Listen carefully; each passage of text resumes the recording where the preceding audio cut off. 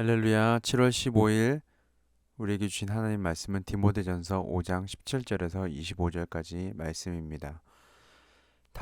다스리는 장로들은 배나 존경할 줄 알되 말씀과 가르침에 수고하는 이들에게는 더욱 그리할 것이니라. 성경에 일렀으되 곡식을 밟아 떠는 소의 입에 망을 씌우지 말라 하였고 또 일꾼이 그 삭슬 받는 것은 마땅하다 하였느니라. 장로에 대한 고발은 두세 증인이 없으면 받지 말 것이요 범죄한 자들을 모든 사람 앞에서 꾸짖어 나머지 사람들로 두려워하게 하라.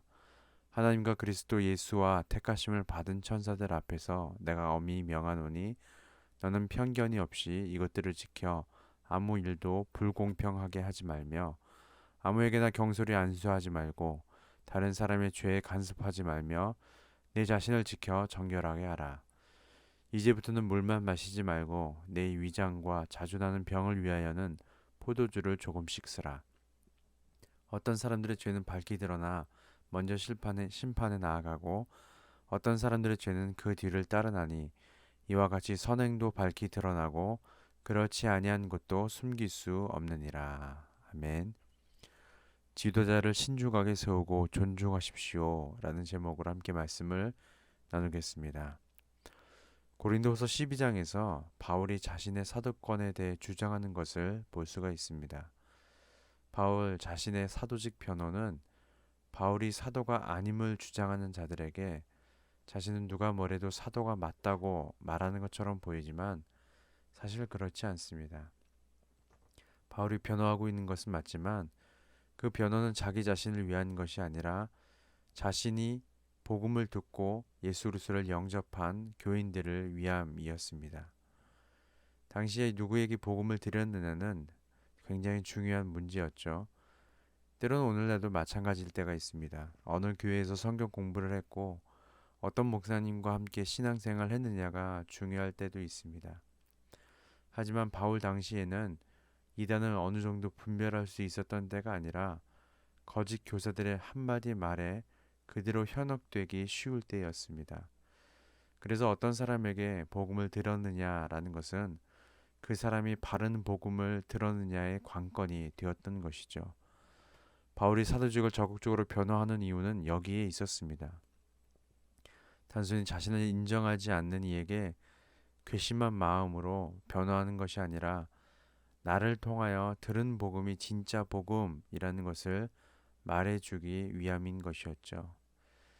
이런 관점을 가지고 오늘 말씀을 묵상하게 된다면 우리가 하나님의 말씀을 가르치는 장로에게 이러한 태도로 대할 것에 대한 바울의 가르침에 많은 이해가 될 것입니다. 바울 자신 역시 그러한 마음으로 자신의 사도직에 대해 변호했기 때문입니다. 바울이 디모데에게 권면한 오늘의 말씀을 통해 두 가지 영적 기운을 함께 나누고자 합니다. 첫 번째는 잘 다스리는 장로들과 가르침에 수고하는 이들을 존중하라 라는 것입니다. 바울이 디모데에게 언급한 말씀과 가르침에 수고한 이들은 오늘날 말씀을 가르치는 목회자에 대한 언급이라고 볼 수 있습니다. 앞서 언급했듯이 당시 거짓 가르침을 막기 위해서는 장로들의 역할이 중요했습니다. 따라서 바울은 사역을 잘 감당하는 장로들을 배나 존경하라고 권면하는 것이죠. 또한 곡식을 밟아 떠는 소의 입에 망을 씌우지 말라라는 말씀으로 장로에 대한 경제적 지원 또한 강조하고 있음을 볼 수 있습니다. 하지만 장로가 죄를 범했을 때는 신중하고 엄격하게 대할 것을 역시 말하고 있습니다. 이는 직분이 단순히 계급이나 권위를 말하는 것이 아닌 오로지 복음을 위한 직분임을 바울 자신조차 그렇게 살아왔기 때문이죠. 장로가 죄를 범했을 때는 두세 증인이 없으면 고발하지 말 것이고 범죄한 것이 사실이라면 모든 사람 앞에서 꾸짖어 복음의 방해가 되지 않도록 해야 한다는 것입니다. 따라서 복음을 전하는 말씀과 가르침의 직분을 받은 장로는 이러한 거룩한 부담감을 가지고 있어야 하는 것입니다. 자신의 그러한 모습에 따라 복음이 와전될 수 있다는 것을 알아야 하는 것이죠. 하지만 그렇다고 교회 모든 지도자들에 대해 평가하고 판단하는 자세는 올바른 성격적 자세 또한 아닙니다.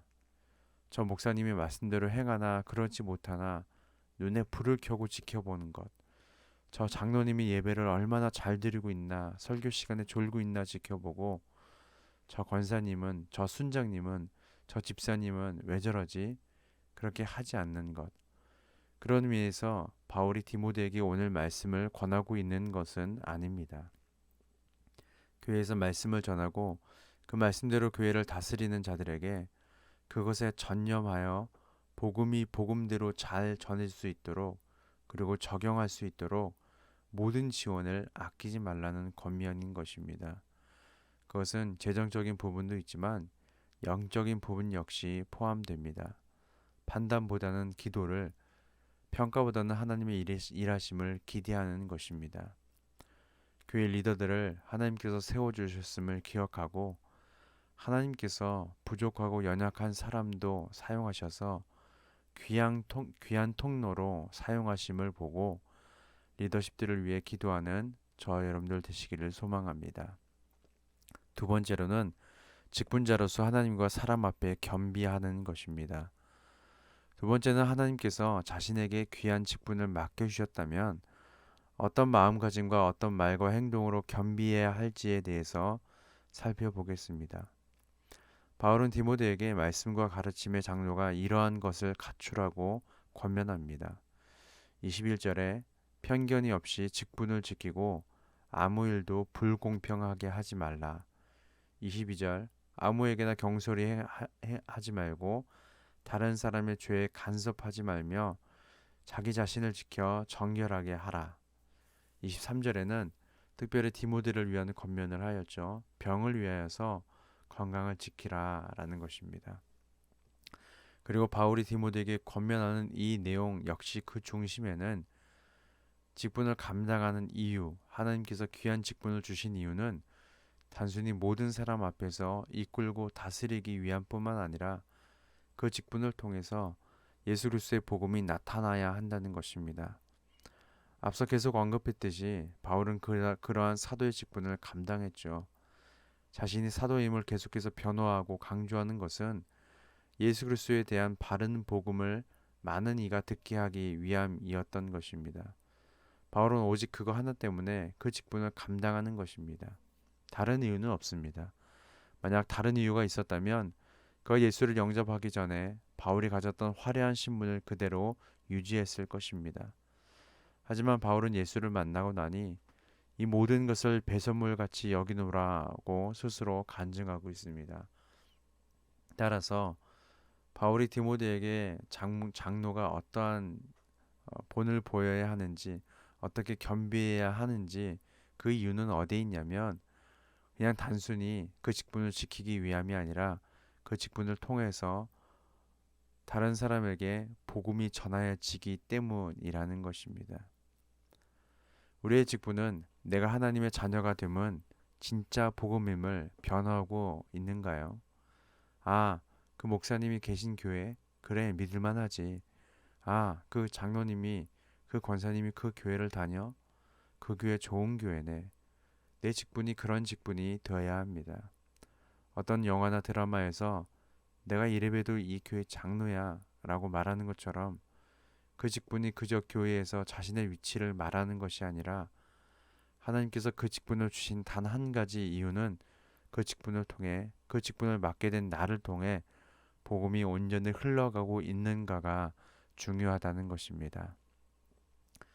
하나님께서 목회자와 장로를 세우신 것은 그들을 통해 귀한 복음이 선포되고 또한 그 복음을 눈으로 볼 수 있음을 잊지 말고 그들을 위한 기도를 쉬지 않는 저 여러분들 되시기를 소망합니다. 또한 하나님께서 나에게 귀한 직분을 맡겨주셨다면 그 직분은 오로지 이를 통해 그리스도의 복음만 드러나야 함을 잊지 말고 하나님과 사람 앞에 겸비함으로 감당하는 직분자가 되기를 소망합니다. 기도하겠습니다. 하나님, 교회의 지도자들을 위해 기도하지 않고 그들을 판단하는 것에만 열심을 내지는 않았는지 돌아봅니다.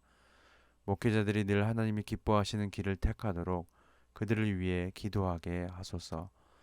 또한 나를 직분자로 세워주심을 감사를 드립니다. 주께서 주신 직분을 통해 오직 주의 복음만 드러나게 하옵소서. 감사하며 예수님의 이름으로 기도합니다. 아멘.